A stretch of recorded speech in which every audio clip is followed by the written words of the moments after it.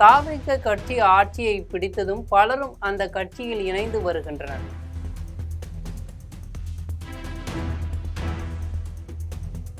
தூய்மையான ஆட்சியை தருவதாக சொன்ன விஜய் ஊரை அடித்து உலகில் போட்டவர்களையும் தனது கட்சியில் சேர்த்து கொண்டிருப்பதுதான் இப்போது விஜயின் நேர்மையை கேள்விக்குறியாக்கி உள்ளது.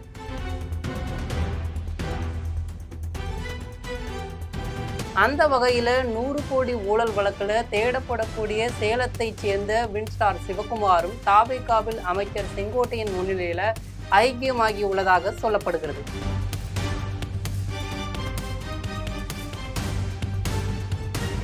யார் இந்த வின்ஸ்டார் சிவகுமார் என்பதை ஜெம் தொலைக்காட்சி வாயிலாக விரிவாக பார்க்கலாம்.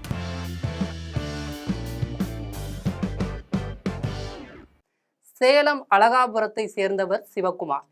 இவர் சேலம் புதிய பேருந்து நிலையம் அருகே வின்ஸ்டார் இந்தியா சிட்டி டெவலப்பர்ஸ் என்ற பெயரில் ரியல் எஸ்டேட் நிறுவனம் நடத்தி வந்தார். நிலத்துல முதலீடு செய்யும் தொகைக்கு உரிய மதிப்பில் வீட்டு மனை அல்லது ஓராண்டுல முதலீட்டு தொகையை இரட்டிப்பாக பெற்றுக்கொள்ளலாம் என அறிவித்தார். இதை நம்பிய பலர் இந்நிறுவனத்துல போட்டி போட்டு முதலீடு செய்தனர். கிட்டத்தட்ட 5000க்கும் மேற்பட்டோர் 100 கோடி ரூபாய்க்கு மேல முதலீடு செய்திருந்தனர். கோடிகளில் புரண்ட சிவகுமார் சௌபாக்கியா சிட்டி டெவலப்பர்ஸ் என்ற பெயரில் இன்னொரு ரியல் எஸ்டேட் நிறுவனமும் வின்ஸ்டார் பெயரில் உள்ளூர் டிவி சேனலையும் தொடங்கினார். ஜவுளி கடை, பட்டாசு, பியூட்டி பார்லர், வீட்டு உபயோகப் பொருள் விற்பனை என பல்வேறு தொழில்களையும் தொடங்கியிருக்கார். தன்னை எப்போதும் பரபரப்பான மனிதர் போல காட்டிக் கொண்டிருக்கிறார். தான் தொடங்கிய அத்தனை தொழில்களின் பெயரிலும் முதலீடுகள் குவிய குவிய அவர் உறுதி கூறியபடி பணத்தை கொடுப்பதில் சிக்கல் ஏற்படவே திடீரென்று ஒரு நாள் தலைமறைவானார். முதலீட்டாளர்கள் அவருக்கு எதிராக திரண்டு சேலம் மாவட்ட ஆட்சியரிடம் புகார் அளித்ததோடு ஆர்ப்பாட்டமும் நடத்தினர். வின்ஸ்டார் நிறுவனத்தில் 15 லட்சம் ரூபாய் முதலீடு செய்து பணத்தை திரும்ப கிடைக்காத விரக்தியில் ஒரே குடும்பத்தைச் சேர்ந்த அக்காள் தங்கைகள் 3 பேர் தற்கொலைக்கு முயன்றனர். அதில் சிகிச்சை பலனின்றி 2 உயிரிழந்தனர். பின்னர் சிவகுமார் தரப்போ செட்டில்மெண்ட் கமிஷன் மூலம் இப்பிரச்சனையை தீர்த்து கொள்வதாக உயர்நீதிமன்றத்தில் மனு தாக்கல் செய்தது. இதையடுத்து ஜாமீனும் வழங்கப்பட்டது. கோவையைச் சேர்ந்த ஓய்வு பெற்ற மாவட்ட நீதிபதி தங்கராசு தலைமையில பொருளாதார குற்றப்பிரிவு டிஎஸ்பி, சேலம் ஆர்டிஓ ஆகியோர் அடங்கிய செட்டில்மெண்ட் கமிஷன் அமைத்து கடந்த 2018ஆம் ஆண்டு உயர்நீதிமன்றம் உத்தரவிட்டது. ஆனால் செட்டில்மெண்ட் செய்யப்படவில்லை. இதையடுத்து அவரது முன்ஜாமீன் ரத்து செய்யப்பட்டது. வின்ஸ்டார் சிவகுமார் தன்னை அதிமுக காரராக காட்டிக்கொள்வார். ஆனால் அதிமுகவில் எந்த பொறுப்பிலையும் அவர் இல்லை.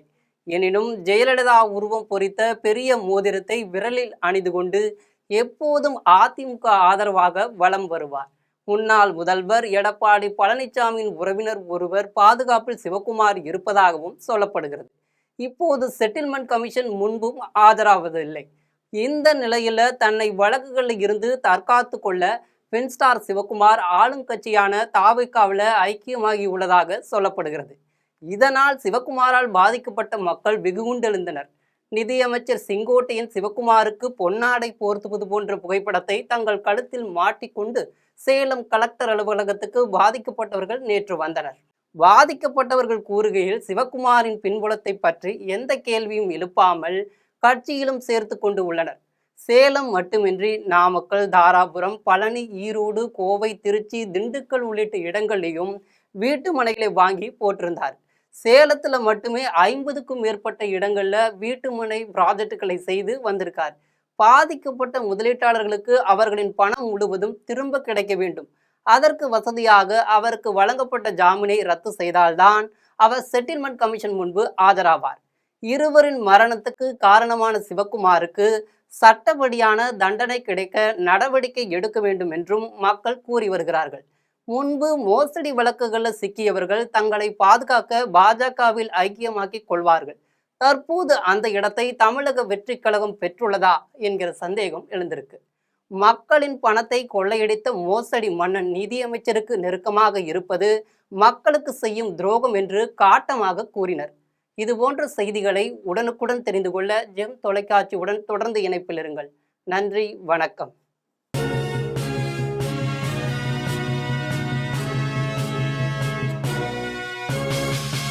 உடனுக்குடன் அப்டேட் தெரிந்து கொள்ள ஜெம் டிவி தமிழ் ஆப்பை இன்ஸ்டால் செய்யவும்.